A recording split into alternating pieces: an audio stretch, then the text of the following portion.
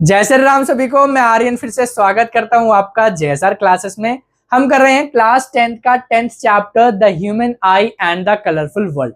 इस चैप्टर में हम ह्यूमन आई के बारे में डिस्कशन करेंगे और लाइट के कुछ फिनोमिना को देखेंगे। ठीक है, तो स्टार्ट करते हैं अपने चैप्टर को।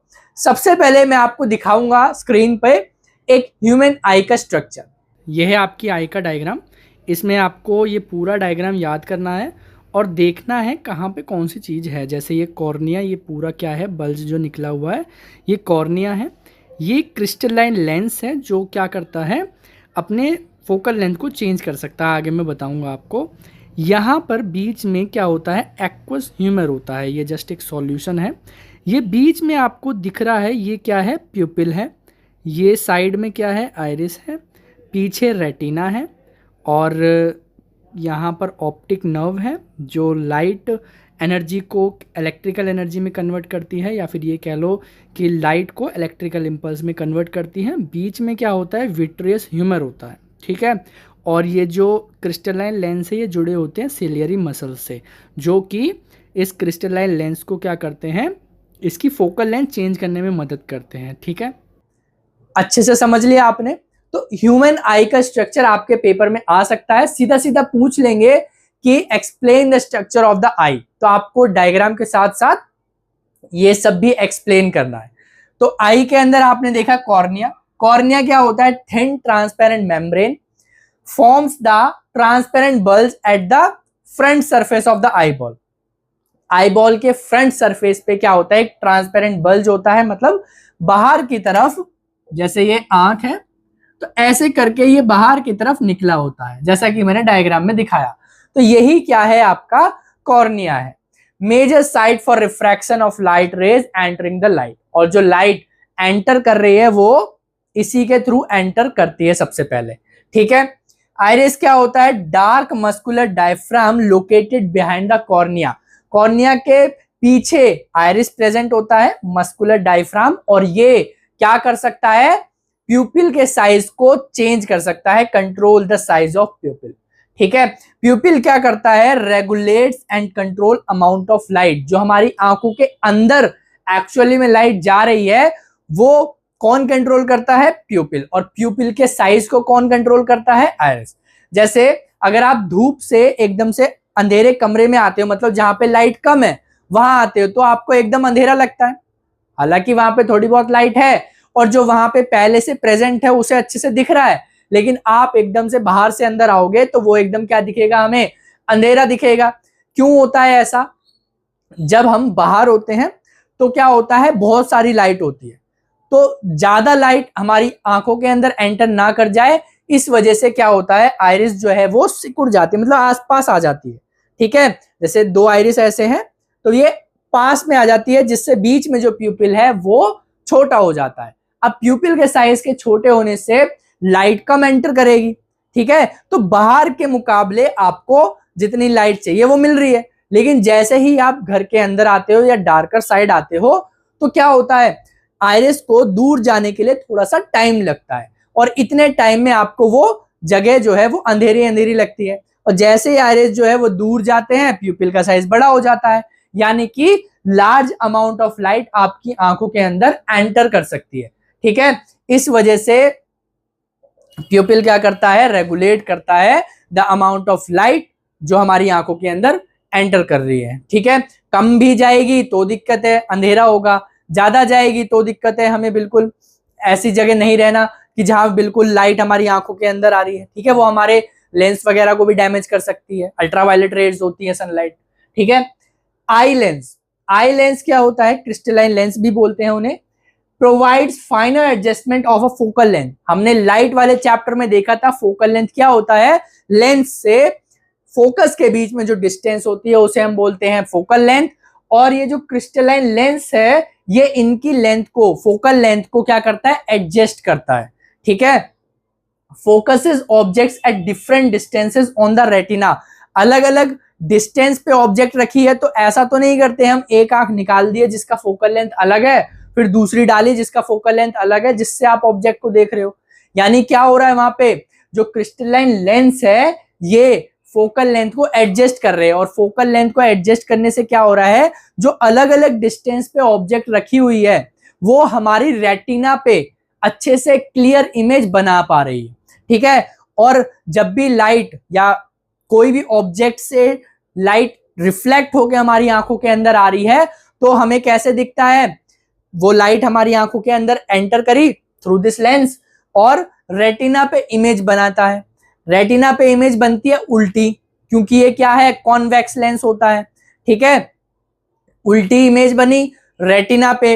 अब रेटिना लाइट सेंसिटिव स्क्रीन होती है जो हमारी आई के बैक साइड होती है, ठीक है। Contains numerous light sensitive sales, और इसके पास बहुत सारे सेंसिटिव सेल्स होते हैं जो लाइट को डिटेक्ट कर सकती है, ठीक है। उसके बाद क्या करती है, ये लाइट को कन्वर्ट कर देती है इलेक्ट्रिकल सिग्नल्स में। इलेक्ट्रिकल सिग्नल्स में कन्वर्ट करने के बाद ये सारे मैसेज कहां चले जाते हैं, ब्रेन में चले जाते हैं, और ब्रेन इसको आइडेंटिफाई कर लेता है कि सामने कौन सा ऑब्जेक्ट रखा है, ठीक है। फंक्शनिंग ऑफ द आई का क्या फंक्शन है अभी मैंने जस्ट आपको बताया। यहां पर मैंने वही चीज लिख दी कि जो लेंस है वो क्या करते हैं, इन्वर्टेड और रियल इमेज बनाते हैं ऑब्जेक्ट की ऑन द रेटिना, और रेटिना पे जो लाइट सेंसिटिव सेल्स हैं वो एक्टिव हो जाते हैं और इलेक्ट्रिकल सिग्नल्स में उनको क्या करते हैं, लाइट सिग्नल्स को कन्वर्ट कर देते हैं इलेक्ट्रिकल सिग्नल्स में। यानी इमेज जो रेटिना पे बनी है उसको इलेक्ट्रिकल सिग्नल्स में कन्वर्ट कर दिया, और इलेक्ट्रिकल सिग्नल्स जो है वो ब्रेन तक पहुंचते हैं वाया ऑप्टिक नर्व्स। यानी ऑप्टिक नर्व्स क्या करते हैं, इन सिग्नल्स को ब्रेन तक लेके जाते हैं। The brain interprets and processes these signals to perceive objects as they are, और ब्रेन क्या करता है, मैसेज को, सिग्नल को प्रोसेस करता है, इंटरप्रेट करता है, जिससे हमें पता चलता है कि सामने ऑब्जेक्ट क्या है, ठीक है। अब आता है power of accommodation, the ability of the eye lens to adjust its focal length to focus on objects. आंख की या आई की ऐसी एबिलिटी जिसमें वो क्या करता है, अपनी फोकल लेंथ, लेंस जो हमारी आंखों के अंदर है उसकी फोकल लेंथ को चेंज कर सकता है, उसी एबिलिटी को बोलते हैं पावर ऑफ एकोमोडेशन, ठीक है। अब ऐसा होता क्यों है, क्योंकि ऑब्जेक्ट जो है जरूरी नहीं एक फिक्स डिस्टेंस पे, वो अलग अलग डिस्टेंस पे हो सकती है, ठीक है। तो उनको फोकस करने के लिए, ताकि उसकी जो इमेज है वो रेटिना पे बन जाए, उस चीज के लिए हमारी आंख क्या करती है, उस लेंस की फोकल लेंथ को चेंज करती है। अब ये चेंज कैसे होता है, eye lens and ciliary muscles, यानी कि सिलियरी मसल्स आई लेंस के फोकल लेंथ को चेंज करती है, उसके बारे में देखेंगे थोड़ा सा। The eye lens is made of fibrous jelly like material, यानी कि जो आई लेंस है वो किससे बना है, फाइब्रस जेली लाइक मटेरियल, यानी ये अपना शेप चेंज कर सकते हैं। Curvature of lens adjusted by ciliary muscles, और इनका जो कर्वेचर है, यानी जैसे ये क्या है, कर्व है, लेंस जैसा दिख रहा है, और यहाँ पे सिलियरी मसल्स है ऐसे, ठीक है। तो ये जो कर्वेचर है ये एडजस्ट किसके द्वारा होता है या चेंज किसके द्वारा होता है, सिलियरी मसल्स के द्वारा। कैसे होता है, रिलैक्स होती है जब ये सिलियरी मसल्स, तो लेंस थिन हो जाता है जिससे फोकल लेंथ बढ़ जाती है, और फोकल लेंथ बढ़ने से क्या होता है, जो दूर ऑब्जेक्ट रखा हुआ है उसका क्लियर विजन देखने को मिलता है, ठीक है। मतलब उसका क्लियर इमेज रेटिना पे बनता है जिससे हमें दिखाई देती है वो ऑब्जेक्ट।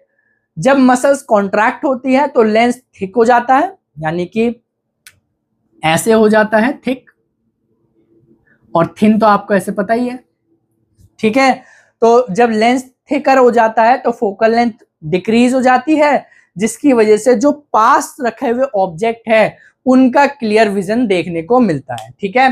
तो फाइब्रस और जेली लाइक मटेरियल का फायदा यही है कि वो लेंस अपने शेप को चेंज कर सकता है। अगर कांच का होता, ठीक है, तो वो जैसे ही शेप चेंज करता वो टूट जाता, तो बार बार थोड़ी आंख हम चेंज करते। आगे समझ में। लिमिट्स ऑफ एकोमोडेशन, आई की कुछ लिमिट्स होती है, जैसे the focal length can not decrease beyond the minimum limit. जो आई की फोकल लेंथ है या आई लेंस की फोकल लेंथ है वो कुछ हद तक ही चेंज कर सकती है।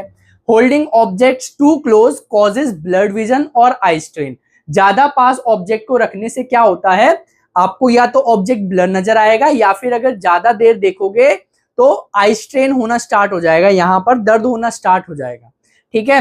नियर पॉइंट क्या होता है, the minimum distance eight which an object can be seen clearly without strain. Minimum वो डिस्टेंस जिसपे आप ऑब्जेक्ट को क्लियरली देख सकते हो विदाउट एनी स्ट्रेन, उसको बोलते हैं नियर पॉइंट। और एक नॉर्मल यंग एडल्ट जिसकी आई जो है सही है, उसका नियर पॉइंट होता है 25 सेंटीमीटर। फार पॉइंट क्या होता है? The farthest distance up to which the eye can see objects clearly, यानी मैक्सिमम डिस्टेंस तक कोई ऑब्जेक्ट अगर दिख रहा है तो वो क्या है? डिस्टेंस फार पॉइंट है, ठीक है। और जो नॉर्मल आई होती है उनके लिए जो फार पॉइंट है वो क्या होता है? इनफाइनाइट, यानी बहुत दूर तक देख सकते हैं आप। स्टार को भी देख सकते हो, सन को भी देख सकते हो, मून को भी देख सकते हो, ठीक है।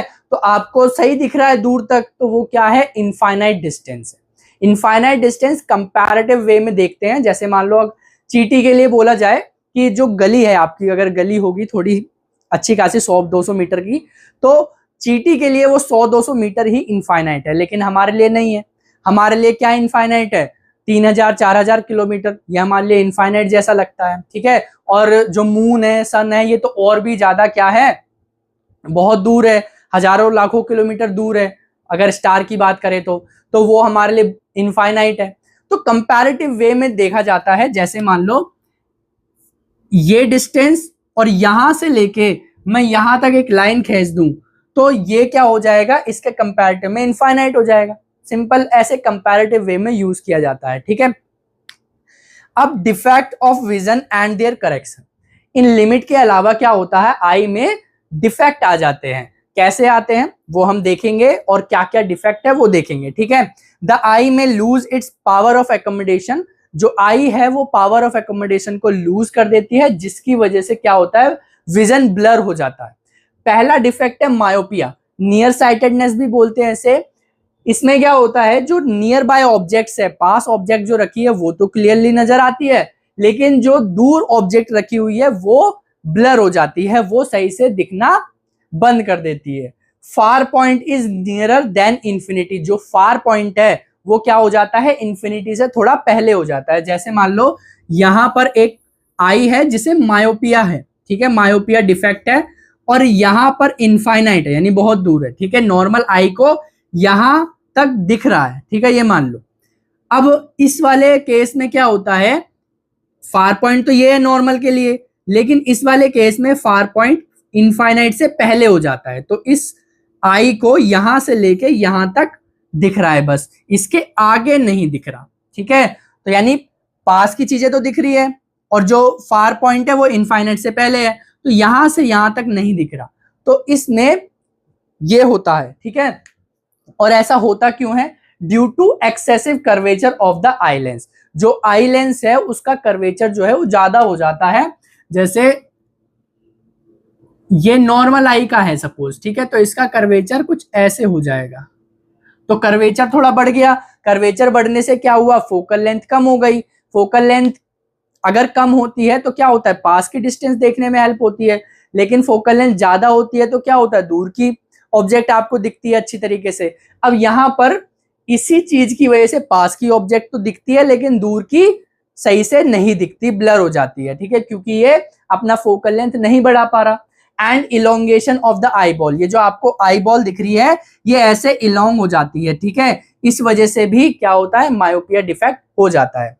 Image forms in front of the retina. जो इमेज है इस केस में रेटिना के आगे बनती है, रेटिना पे नहीं बनती। जो दूर से ऑब्जेक्ट आ रही है तो वो कहां बनती है? रेटिना के आगे। और रेटिना पे बननी चाहिए इमेज, तभी आपको मैसेज पहुंचेगा कि सामने ऑब्जेक्ट रखा है। Use of concave lens is suitable power. Suitable power का कॉनकेव लेंस यूज किया जाता है इस डिफेक्ट को करेक्ट करने के लिए, ताकि इमेज जो है वो वापस रेटिना पे आ जाए। जैसे ये नॉर्मल आई का है, ठीक है, दूर से ऑब्जेक्ट आ रहा है और रेटिना पे बन रहा है। अब ये हो गया ऐसे मायोपिया, ठीक है। यहां पर ऑब्जेक्ट रखा हुआ है, अब आपको दिख रहा होगा यहां पर क्या बन रही है? इमेज बन रही है। ये रेटिना पे नहीं बन रही, कहां बन रही है? रेटिना के फ्रंट साइड बन रही है। यहां पे जब हम कॉनकेव लेंस लगा देंगे तो क्या होगा? ये इमेज यहां पे रेटिना पे बनना स्टार्ट हो जाएगी। इस वजह से क्या होता है? ये डिफेक्ट ठीक हो जाता है।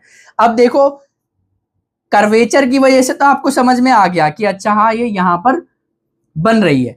अब ये जब आगे ऐसे करके बन जाएगा, मतलब इलोंग हो जाएगा आई बॉल, तब भी अगर यहां बन रही थी तो ये रेटिना कहां चला गया, यहां चला गया, तो यानी कि इमेज तो यहीं रहेगी, और इमेज यहीं रहेगी तो क्या होगा, मैसेज नहीं पहुंच पाएगा। ठीक है, जैसे यहां पर इमेज बन रही थी, ठीक है, लेंस में कोई दिक्कत नहीं आई, ये क्या हुआ, ऐसे करके इलोंग हो गया, ठीक है, यहां से ऐसे बड़ा हो गया, तो इमेज तो अभी भी यहीं बन रही है, लेकिन रेटिना यहां पहुंच गया और रेटिना के फ्रंट साइड बन रही है, इसका मतलब इमेज रेटिना पे नहीं बन रही और मैसेज नहीं पहुंच रहा। ठीक है, अगला है हाइपरमेट्रोपिया या फिर फार साइटेडनेस। इस केस में क्या होता है, दूर की ऑब्जेक्ट तो दिखाई देती है क्लियरली, लेकिन जो पास ऑब्जेक्ट रखा हुआ है वो क्लियरली नहीं दिखाई देता, या फिर ये कह लो कि वो ब्लर नजर आता है। Near point is farther than 25 centimetre, और जो नियर पॉइंट है वो 25 सेंटीमीटर से ज्यादा हो जाता है। होता क्यों है hypermetropia, focal length of eye lens is too long, focal length जो है वो ज्यादा बड़ी हो जाती है, जिसकी वजह से हाइपरमेट्रोपिया होता है। Eyeball becomes too small, ये जो आई बॉल दिख रही है ये छोटी हो जाती है, जिस वजह से क्या होता है, हाइपरमेट्रोपिया डिफेक्ट आ जाता है। Image forms behind the retina, image कहां बनती है, रेटिना के पीछे बनती है। मायोपिया में रेटिना के आगे बन रही थी इमेज, यहां पर क्या हो रहा है, रेटिना के पीछे बन रही है इमेज। ठीक है, use of a convex lens of suitable power, suitable power का कॉन्वेक्स लेंस यूज करते हैं इस डिफेक्ट को करेक्ट करने के लिए, ठीक करने के लिए। जैसे ये नॉर्मल आई का डायग्राम है, ठीक है, ऑब्जेक्ट यहां पे रखा है और रेटिना पे इमेज बन रही है और आपको सही नजर आ रहा है। ठीक है, हाइपरमेट्रोपिया में क्या हो रहा है, ऑब्जेक्ट रखा हुआ है, इमेज कहां बन रही है, रेटिना के पीछे, जिसकी वजह से ऑब्जेक्ट क्लियरली नजर नहीं आ रहा। इसके बीच में लगा देंगे हम क्या, convex lens of suitable power. ठीक है, ये आगे क्या करेगा, अपनी लाइट रेज भेजेगा, आई से ट्रांसफर होगी अंदर, और ये क्या करेगी, रेटिना पे इमेज बनाएगी। किसकी वजह से बना, कॉन्वेक्स लेंस बीच में लगाने की वजह से रेटिना पे इमेज बन गई, और हमें चाहिए भी यही कि रेटिना पे इमेज बन जाएगी तो हमें पता चल जाएगा कि क्या ऑब्जेक्ट रखा हुआ है।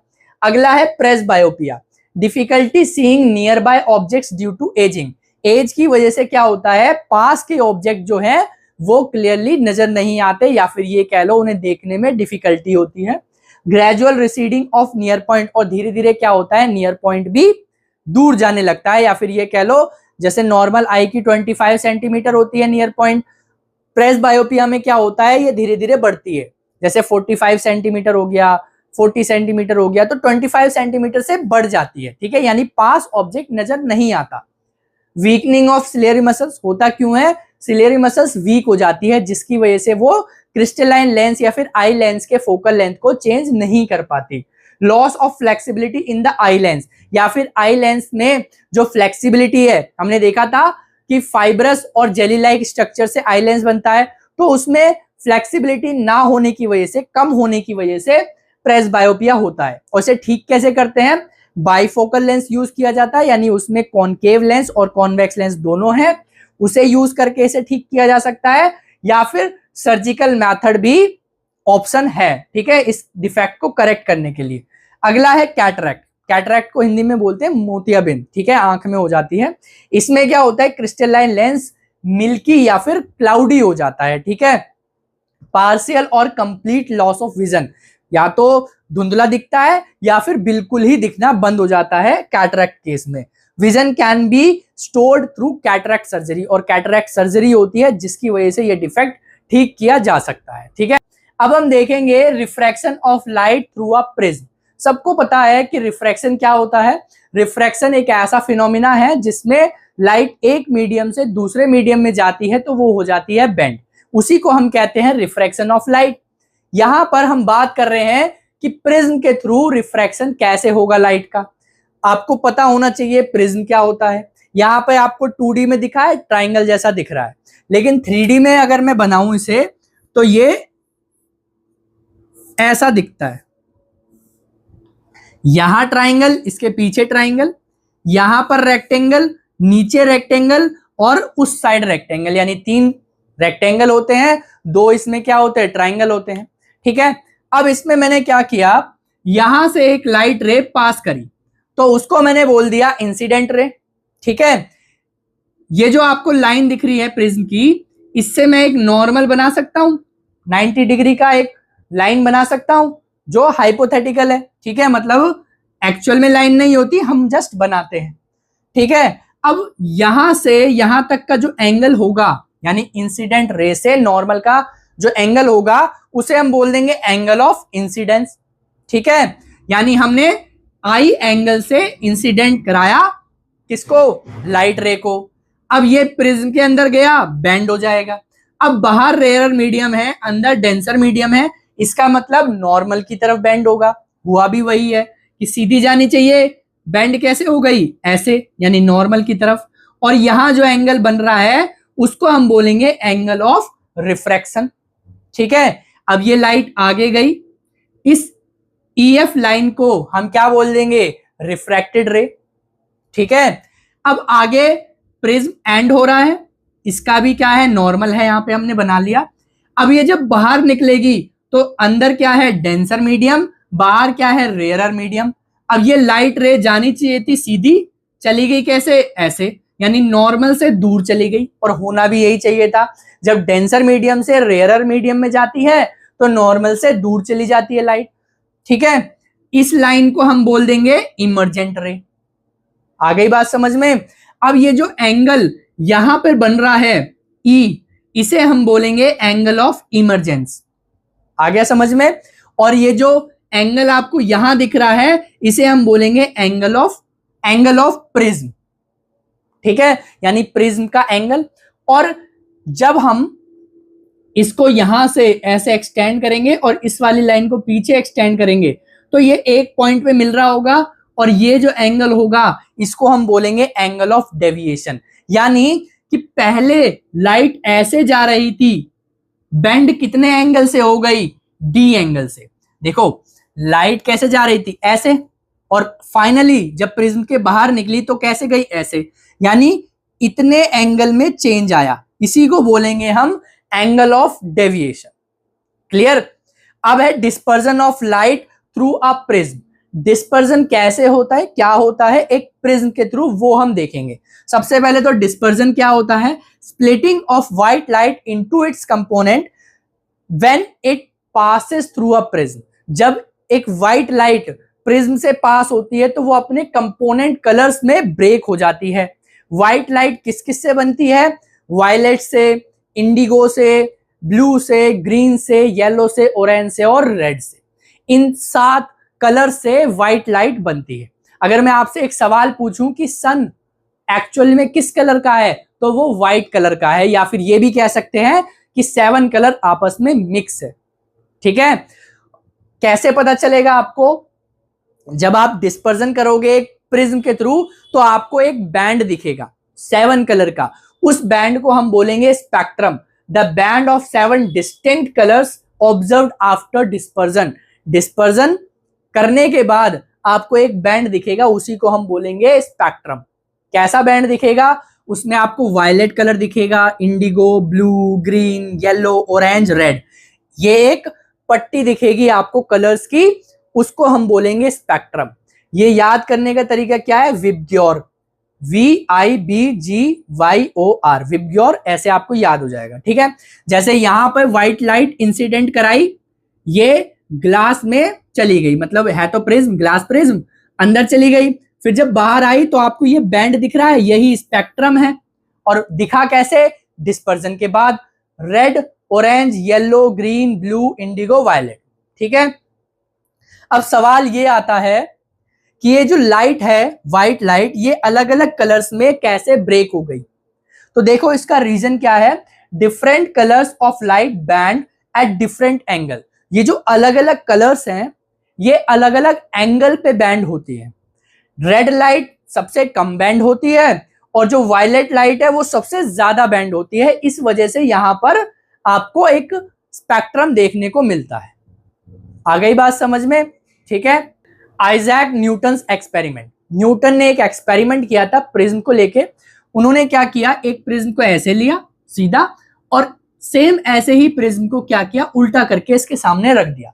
जब उन्होंने व्हाइट कलर की लाइट ऐसे पास करी तो बीच में स्पेक्ट्रम दिखा, और जब ये लाइट आगे गई दूसरे प्रिज्म में और फिर उससे बाहर निकली तो वापस से व्हाइट कलर आ गया। ठीक है, यही उन्होंने अपने एक्सपेरिमेंट में बताया था। अब आता है रेनबो फॉर्मेशन। रेनबो कैसे बनता है ये हम इसमें देखेंगे। अगर मैं आपसे पूछूं कि रेनबो आपको कब दिखता है, तो आप बोलोगे बारिश के टाइम पे, जब बारिश रुक जाती है और सूरज के सामने से क्लाउड हट जाते हैं तब आपको रेनबो दिखता है, यही बोलोगे। तो यानी यहाँ क्या हो रहा है, रिफ्रैक्शन हो रहा है। ठीक है, किसके थ्रू हो रहा है, पानी के पार्टिकल्स से। जब बारिश हुई तो एटमॉस्फेयर में क्या आ गया, वाटर ड्रॉपलेट्स आ गए। तो वाटर ड्रॉपलेट्स प्रिज्म का काम करते हैं, यानी कि डिस्पर्जन करते हैं, और जो आपको नेचुरली स्पेक्ट्रम दिखता है वही क्या होता है, रेनबो होता है। जैसे यहाँ पे एक पानी का ड्रॉपलेट है, ठीक है, रेन ड्रॉप है, यहां से सनलाइट आई, यहां पर हुआ रिफ्रैक्शन, बैंड हुई हल्की सी, अंदर क्या हुआ, रिफ्लेक्शन हुआ, जिसे हम इंटरनल रिफ्लेक्शन भी बोलेंगे। फिर रिफ्लेक्ट होने के बाद दोबारा यहां पे क्या हुआ, बैंड हुई लाइट, यानी कि रिफ्रैक्शन हुआ दोबारा। तो इसमें यहां पर लाइट व्हाइट आई, अंदर रिफ्लेक्शन और रिफ्रैक्शन हुआ, तो इसकी वजह से क्या होता है, यहाँ पे लाइट जो है या व्हाइट लाइट जो है वो अपने कंपोनेंट्स कलर में टूट जाती है, यानी कि 7 कलर में टूट जाती है, और उसी से आपको क्या दिखता है, रेनबो दिखता है।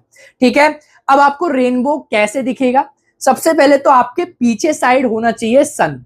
ठीक है, यानी सनलाइट पीछे साइड से आनी चाहिए, और सामने क्या होना चाहिए, या तो वाटर फाउंटेन हो या वाटरफॉल हो, तब आपको रेनबो देखने को मिल जाएगा। ठीक है, अब आता है एटमॉस्फेरिक रिफ्रैक्शन। क्या होता है ये, एटमॉस्फेयर के द्वारा रिफ्रैक्शन होता है, उसे ही हम बोलते हैं एटमॉस्फेरिक रिफ्रैक्शन। ठीक है, light bends as it passes through air layers of varying temperature and density. हमारा जो एटमॉस्फेयर है ना, अलग अलग एयर की लेयर से है, जहां पे अलग अलग टेम्परेचर है और एयर की अलग अलग डेंसिटी है। ठीक है, तो इसी की वजह से क्या होता है, लाइट बेंड करती है या फिर रिफ्रैक्शन ऑफ लाइट देखने को मिलता है। Wavering of objects when looking through hot air rising above a fire. Fire के ऊपर क्या होती है, हॉट एयर, या फिर अगर आपने देखा होगा जो स्टीम मोमोज होते हैं उसके जब निकालते हैं तो भाप निकलती है। ठीक है, तो यानी वहां पे भी क्या है, हॉट एयर है। तो अगर आप उसके थ्रू देखोगे तो आपको ऑब्जेक्ट ना ऐसे हिलते हुए नजर आएगी। ऐसा क्यों हो रहा है, क्योंकि हॉटर एयर जो है वो लेस डेंस है और उसकी रिफ्रैक्टिव इंडेक्स भी कम होती है कंपेयर टू कोल्ड एयर। ठीक है, इस वजह से क्या होता है, आपको ऑब्जेक्ट वेव करते हुए नजर आती है, यानी रिफ्रैक्टिव इंडेक्स से वेवरिंग ऑफ ऑब्जेक्ट देखने को मिलता है। ट्विंकलिंग ऑफ स्टार भी रिफ्रैक्शन की वजह से होता है, या अगर हम कहें तो एटमॉस्फेरिक रिफ्रैक्शन की वजह से ट्विंकलिंग ऑफ स्टार्स देखने को मिलता है, यानी कि स्टार जो है वो आपको कैसा दिखेगा, ट्विंकल होता हुआ नजर आएगा। कैसे, जब स्टार लाइट एटमॉस्फेयर के अंदर आती है तो क्या होता है, वो कई बार कंटिन्यूअस वे में रिफ्रैक्शन करती है due to the changing refractive index of air layers. अब एयर लेयर्स क्या है, एटमॉस्फेयर में प्रेजेंट है, जिसकी वजह से कंटिन्यूअस रिफ्रैक्शन होगा, और कंटिन्यूअस रिफ्रैक्शन होगा यानी कि लाइट बेंड होगी बार बार। इसी वजह से क्या होता है, जो स्टार की पोजीशन है वो फ्लक्चुएट होती हुई नजर आती है, और इसी से हमें लगता है कि जो स्टार की लाइट है वो क्या हो रही है, उसकी ब्राइटनेस कम हो रही है या ज्यादा हो रही है, जिसकी वजह से हमें वो ट्विंकलिंग इफेक्ट देखने को मिलता है स्टार का। ठीक है, देखो यहां पे सपोज आप खड़े हो, ठीक है, यहां पर आपकी आई है, ये क्या है, आपकी आंख है, आप ऐसे ऊपर देख रहे हो, यहां पर है स्टार। ठीक है, एक्चुअल पोजीशन स्टार की ये है। जब ये लाइट एंटर करेगी ऐसे, तो ये एटमॉस्फेयर में एंटर हुई, तो ये क्या है, बैंड हो रही है लगातार, और जब नीचे जाते हैं मतलब अर्थ की तरफ आते हैं तो रिफ्रैक्टिव इंडेक्स जो है वो बढ़ता है। ठीक है, अब रिफ्रैक्टिव इंडेक्स बढ़ रहा है तो ये क्या हो रही है, बैंड होती हुई नजर आ रही है। अब जैसे ही आपकी आंखों पे आई तो ये सीधी आई ऐसे, तो जब इसको सीधा देखोगे तो लगेगा स्टार कहां पे है, यहां पर। ठीक है, ये भी थोड़ी सी बैंड होती हुई नजर आ रही है, लेकिन ये सीधी है। जब भी हमें कोई चीज दिखती है तो हमारे लिए क्या होती है, वो सीधी है ना। जब आप शीशे में अपनी इमेज देखते हो तो क्या दिखता है आपको, आपका चेहरा। कैसे दिखा, कि आपके फेस पे लाइट पड़ी, वो रिफ्लेक्ट होके कहां गई, मिरर पे, फिर रिफ्लेक्ट होके वापस कहां आई, आपकी आंखों पे। तो एक्चुअल में आप कहां खड़े हो, मिरर के बाहर। आपको लगता क्या है कि मिरर के पीछे खड़ा हूं मैं, ऐसा ही लगता है ना। या फिर अगर आप मिरर को ऐसे अंदर की तरफ देखोगे तो आपके पैर भी नजर आएंगे। देखना एक बार करके। तो पैर एक्चुअल में आपके मिरर के पीछे थोड़ी है, पैर तो आपके नीचे है। तो इसका मतलब क्या हो रहा है, लाइट जहां से रिफ्लेक्ट होके आ रही है आपको वहीं ऑब्जेक्ट दिखता है। ठीक है, तो यहां पर रिफ्रैक्शन हुआ, जैसे ये लाइट बिल्कुल यहां पर सीधी मिली तो सीधा जाओगे तो यहां पे है, मतलब ये क्या है, अपैरेंट पोजीशन है, अपैरेंट पोजीशन है ऑफ स्टार की। ठीक है, अब यही चीज क्या होती है, फ्लक्चुएट होती है कि कभी आपको यहां दिखेगी, कभी आपको यहां दिखेगी, कभी बीच में दिखेगी। तो इसकी वजह से क्या होता है, स्टार की जो ब्राइटनेस है वो हमें चेंज होती हुई नजर आती है, जिसकी वजह से हम ये कह सकते हैं कि स्टार क्या करते हैं, ट्विंकल करते हैं। अब एक चीज और, रिफ्रैक्टिव इंडेक्स जैसे जैसे नीचे आ रहे हैं वैसे वैसे बढ़ रहा है, लेकिन यहां मैंने बताया हॉट एयर के पास लेस डेंस होती है। ठीक है, और रिफ्रैक्टिव इंडेक्स भी उसका कम होता है एज कंपेयर टू कोल्ड। अब आप ये बोलोगे कि जैसे जैसे हम हाइट पे जाते हैं, मतलब अपने अर्थ के ऊपर जाते हैं, तो जो एयर है वो ठंडी हो जाती है, ये बोलोगे। यानी जैसे जैसे अर्थ से दूर जा रहे हो तो टेम्परेचर कम होता रहे। ठीक है, अब टेम्परेचर कम हो रहा है तो वहां पे एयर की डेंसिटी ज्यादा होनी चाहिए और वहां पे रिफ्रैक्टिव इंडेक्स ज्यादा होना चाहिए। मतलब आप बोलोगे कि ऊपर जाएंगे तो रिफ्रैक्टिव इंडेक्स ज्यादा होना चाहिए। देखो यहाँ पे एक और फैक्टर है प्रेशर का। जैसे जैसे आप अर्थ की तरफ आओगे प्रेशर बढ़ेगा, प्रेशर बढ़ेगा यानी एयर के पार्टिकल्स जो है वो पास होंगे। टेम्परेचर एक फैक्टर है, लेकिन प्रेशर भी एक और फैक्टर है जो आपको बताएगा कि एयर की डेंसिटी क्या होनी चाहिए। ठीक है, अब जैसे जैसे नीचे आएंगे प्रेशर बढ़ेगा, और नीचे प्रेशर बहुत ज्यादा होता है एयर का as compare to high altitudes. तो इसका मतलब टेम्परेचर और प्रेशर दोनों क्या करेंगे, एयर की डेंसिटी को जज करेंगे। अब जैसे जैसे नीचे आ रहे हैं प्रेशर बहुत ज्यादा बढ़ रहा है, इसी वजह से क्या होता है, रिफ्रैक्टिव इंडेक्स भी बढ़ता है। प्रेशर बढ़ने से एयर के पार्टिकल्स पास आते हैं यानी डेंसिटी बढ़ती है।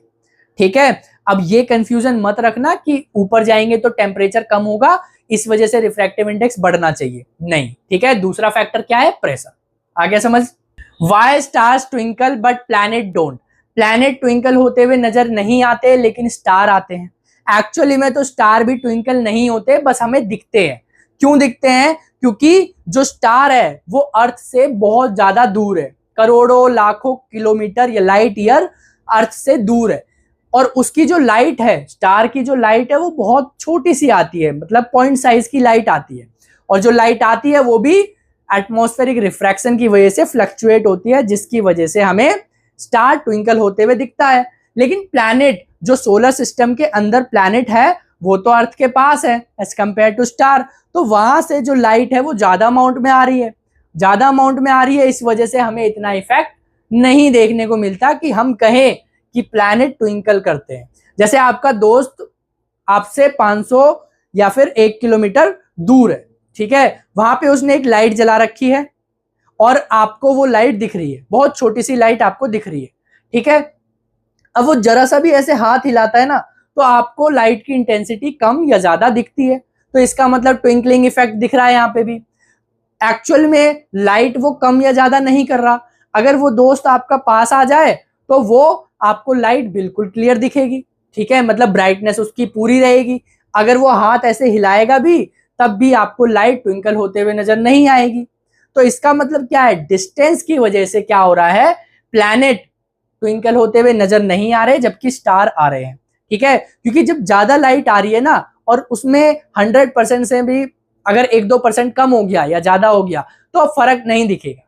ठीक है, स्कैटरिंग ऑफ लाइट क्या होता है, जब लाइट ट्रैवल कर रही होती है और उसके बीच में छोटे छोटे पार्टिकल्स आते हैं तो लाइट क्या करती है, अपना थोड़ा सा रास्ता चेंज कर लेती है, यानी डायरेक्शन उसकी चेंज हो जाती है थोड़ी सी, उसी को हम बोलते हैं scattering of light, making the light visible. और यही क्या करता है, लाइट को विजिबल करता है। जब अगर पार्टिकल्स नहीं होंगे और लाइट ट्रैवल कर रही होगी, क्योंकि लाइट तो ट्रैवल कर सकती है चाहे पार्टिकल्स हो या ना हो, तो जब लाइट ट्रैवल करेगी और पार्टिकल्स नहीं आएंगे तो वहां पर सारा डार्क रहेगा। जैसे स्पेस क्या है, डार्क है, वहां पे कोई भी पार्टिकल्स नहीं है, तो हमें स्पेस क्या लगता है, डार्क नजर आता है, काला नजर आता है, ठीक है।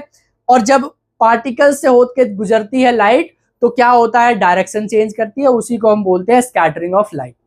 टिंडॉल इफेक्ट क्या होता है, जब एक beam of light colloidal solution से पास करती है तो उसका रास्ता जो है, बीम का रास्ता विजिबल हो जाता है। अब विजिबल क्यों हुआ, क्योंकि कोलॉइडल सॉल्यूशन है। कोलॉइडल सॉल्यूशन में 1 नैनोमीटर से बड़े होते हैं पार्टिकल्स और 1000 नैनोमीटर से छोटे पार्टिकल्स होते हैं, ठीक है। सस्पेंशन भी टिंडॉल इफेक्ट दिखाता है, यानी जो लाइट है उसका रास्ता विजिबल कर देता है, क्योंकि सस्पेंशन में भी 1000 नैनोमीटर से बड़े पार्टिकल्स होते हैं।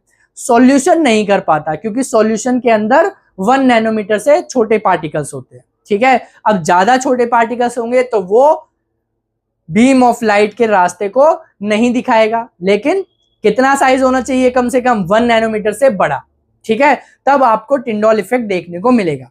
कहां कहां पे आपको देखने को मिल सकता है टिंडॉल इफेक्ट, देखो जब एक छोटे से होल से सनलाइट आती है और वहां डस्ट पार्टिकल्स है तब आपको टिंडॉल इफेक्ट देखने को मिलेगा, या फिर मिस्ट के थ्रू सनलाइट आ रही है डेंस फॉरेस्ट में तब आपको क्या देखने को मिलेगा, टिंडॉल इफेक्ट। या फिर अगर इस कमरे में मैं एक धूप बत्ती जला दूं, ठीक है, और स्मोक ले आऊं और यहां से मैं एक लेजर लाइट पास करूं तो लेजर लाइट का जो पाथ है वो विजिबल हो जाएगा बाय स्मोक, क्योंकि स्मोक के पार्टिकल्स थोड़े से बड़े होते हैं एज कंपेयर टू एयर। अगर मैं अभी जलाऊं तो कोई भी आपको रास्ता विजिबल नहीं होगा, ठीक है। तो यानी स्मोक की वजह से, एयर ड्रॉपलेट्स की वजह से, या फिर डस्ट पार्टिकल्स की वजह से आपको टिंडॉल इफेक्ट देखने को मिलेगा, ठीक है।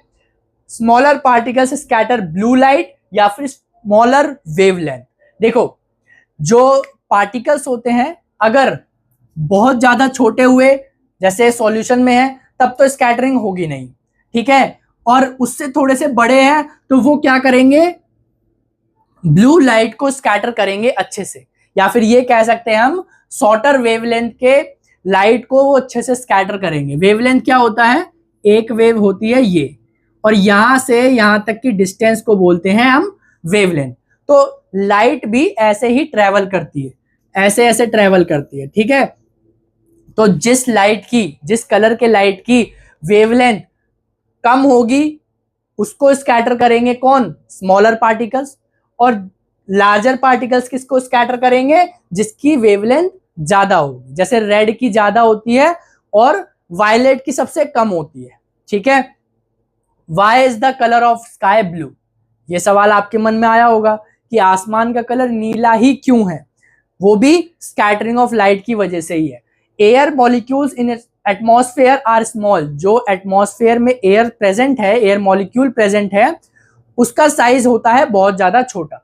These particles scatter blue light more effectively than red, ये क्या करते हैं, ब्लू लाइट को बहुत अच्छे से स्कैटर करते हैं एज कंपेयर टू रेड, क्योंकि रेड क्या है, रेड के पास है ज्यादा बड़ी वेवलेंथ और छोटे पार्टिकल्स है यहाँ पे। छोटे पार्टिकल्स की वजह से क्या होगा, जिसकी वेवलेंथ छोटी है वही स्कैटर होंगे अच्छे से, तो ब्लू लाइट अच्छे से स्कैटर होती है। वायलेट, इंडिगो, ब्लू अच्छे से स्कैटर हो जाती है छोटे पार्टिकल से। So blue light gets scatter in all direction making sky appear blue, और इसी वजह से क्या होता है, स्कैटरिंग की वजह से हर एक डायरेक्शन में ये ब्लू लाइट क्या होती है, स्कैटर हो जाती है और हमारा जो स्काई है वो ब्लू नजर आता है, ठीक है।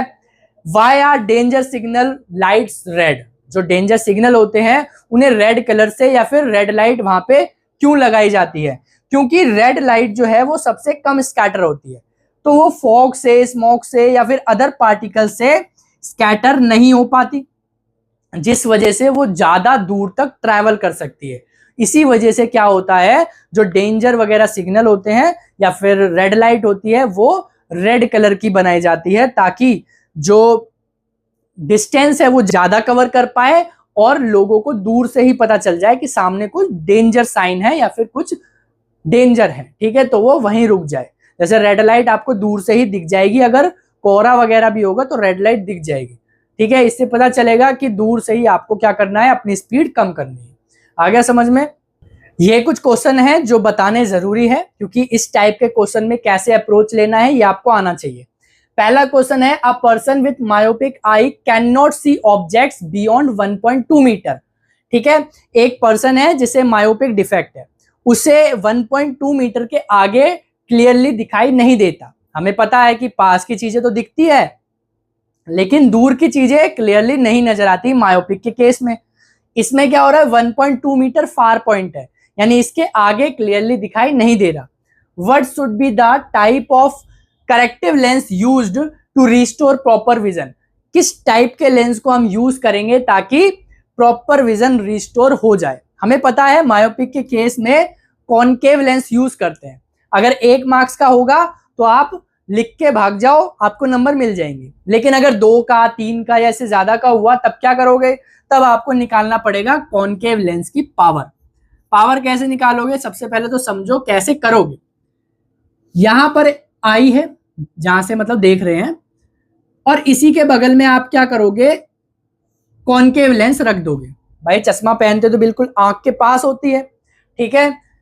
यहां से यहां तक डिस्टेंस है 1.2 मीटर, माइनस क्यों? क्योंकि लेफ्ट साइड है, साइन कन्वेंशन।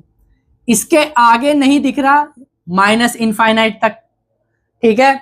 अगर मैं माइनस इनफाइनाइट पर जो ऑब्जेक्ट रखा है उसको कैसे भी करके माइनस 1.2 मीटर तक ले आऊं तो मेरी आंख देख लेगी कि ऑब्जेक्ट क्या है। तो इसका मतलब ऑब्जेक्ट डिस्टेंस माइनस इनफाइनाइट रखने पे इमेज मेरे को बनानी है माइनस 1.2 मीटर पे। लेंस फॉर्मूला होता है 1/f इक्वल टू में 1/v minus 1/u। Value put करने पे क्या आएगा, 1 माइनस 1.2 माइनस 1 माइनस इनफाइनाइट। अब ये कट जाएगा, मतलब प्लस हो जाएगा। 1 इनफाइनाइट होता है 0, ठीक है। तो 1/f की वैल्यू कितनी आ गई, माइनस 1/1.2, और 1/f होता है पावर, तो ये हो गया डायोप्टर, माइनस 1/1.2। अगर इसको और थोड़ा सा सॉल्व करोगे तो ये ऊपर 10 काट दो, यानी कि 5/6 माइनस का साइन, माइनस 5/6 डायोप्टर का पावर यूज होगा वहां पे। अगला क्वेश्चन क्या है, the near point of a hypermetropic eye is 1 metre. Hypermetropic case में क्या होता है, दूर का तो दिखता है लेकिन पास का नहीं दिखता, उल्टा होता है मायोपिक के। इसमें 1 मीटर से पहले का नहीं दिख रहा, 1 मीटर से बाद का सब दिख रहा है। What is the power of the lens required to correct this defect? कौन से टाइप का हम लेंस यूज करेंगे, कॉन्वेक्स लेंस। पावर भी पूछी है तो बताना तो जरूरी है। Assume that near point is 25 centimetre. हमें एज्यूम कर दिया कि 25 सेंटीमीटर क्या है, नियर पॉइंट। हमें नॉर्मल आई के रिस्पेक्ट में उस ऑब्जेक्ट की इमेज को बनाना है, ठीक है। यानी हमारी नॉर्मल आई कहां से कहां तक देख सकती है, 25 सेंटीमीटर से इनफाइनाइट तक। अगर 1 मीटर से आगे दिख रहा है तो जाहिर सी बात है 25 सेंटीमीटर से 1 मीटर तक नहीं दिख रहा, यही होगा। तो अगर हम 25 सेंटीमीटर पे जो ऑब्जेक्ट रखा है उसको दूर ले जाएं 1 मीटर तक तो हमें ऑब्जेक्ट दिख जाएगी। देखो यहां हमने कॉन्वेक्स लेंस रख दिया, यहां से यहां तक है 25 सेंटीमीटर, ठीक है, और यहां से यहां तक है 1 मीटर। अगर यहां पर कोई ऑब्जेक्ट रखा है तो जाहिर सी बात है आई नहीं देख पाएगी अभी, जब तक कॉन्वेक्स लेंस नहीं रखा। तो कॉन्वेक्स लेंस हमें ऐसा रखना है कि ये जो ऑब्जेक्ट है इसकी इमेज कहां बन जाए, 1 मीटर पे। तो यानी कि u यानी ऑब्जेक्ट डिस्टेंस कितनी हो जाएगी, माइनस 25 सेंटीमीटर। इमेज डिस्टेंस कितनी हो जाएगी, 100 सेंटीमीटर, वो भी माइनस, क्योंकि हमें लेफ्ट साइड ही लेके जाना है। तो फिर से लगाएंगे हम क्या, lens formula 1/f equal to में 1/v यानी 1 माइनस 100 माइनस 1 माइनस 25, ये हो जाएगा प्लस। अब इसको जब सॉल्व करोगे आप तो कितना आएगा, -1 प्लस 4 यानी 3/100, यही आएगा। अब 1/f होता है पावर, तो ये भी आ गई पावर। अब ये डायोप्टर में नहीं है, क्यों नहीं है, क्योंकि यहां हमने 1.2 को रखा था मीटर में, यानी फोकल लेंथ को रखा था मीटर में, यहां पे हमने क्या रखा है सेंटीमीटर में। तो अगर हम P को इस वाले को 100 से मल्टीप्लाई कर देंगे तो डायोप्टर में आ जाएगा, तो यानी कितना आ जाएगा 3 डायोप्टर। आ गया समझ में? यानी 3 डायोप्टर के लेंस को, कॉन्वेक्स लेंस को यूज करेंगे तब हमें अच्छे से दिख जाएगा इस केस में। अगला क्वेश्चन है what happens to the image distance in the eye when we increase the distance of an object from the eye. Image distance का क्या होता है? जब भी हम ऑब्जेक्ट की डिस्टेंस को चेंज करते हैं आई से, तो हमारी आंखों के अंदर इमेज डिस्टेंस है, मतलब रेटिना पे इमेज बन रही है। तो इमेज डिस्टेंस का क्या होता है? जब ऑब्जेक्ट अपनी जगह से हिलती है या डिस्टेंस चेंज करती है, कोई चेंज नहीं आता। क्यों नहीं आता? क्योंकि हमारी आई है ऐसे, यहां से देख रहे हैं, यहां रेटिना है और यहां से यहां तक डिस्टेंस जो है वो फिक्स्ड है। तो हमें दिखता कैसे? क्योंकि जो लेंस है वो अपनी फोकल लेंथ चेंज कर सकती है। तो चेंज करने से क्या हो रहा है? ऑब्जेक्ट इधर उधर जा रही है, तो वो ऑब्जेक्ट यहां पे फोकस हो पा रही है due to the crystalline lens जो अपनी फोकल लेंथ चेंज कर सकता है। ठीक है, तो इमेज डिस्टेंस का कुछ नहीं बिगड़ता यहाँ पे। ठीक है, तो यहीं तक था आपका ये चैप्टर। मिलते हैं हम आपको नेक्स्ट चैप्टर में, तब तक के लिए जय हिंद जय भारत।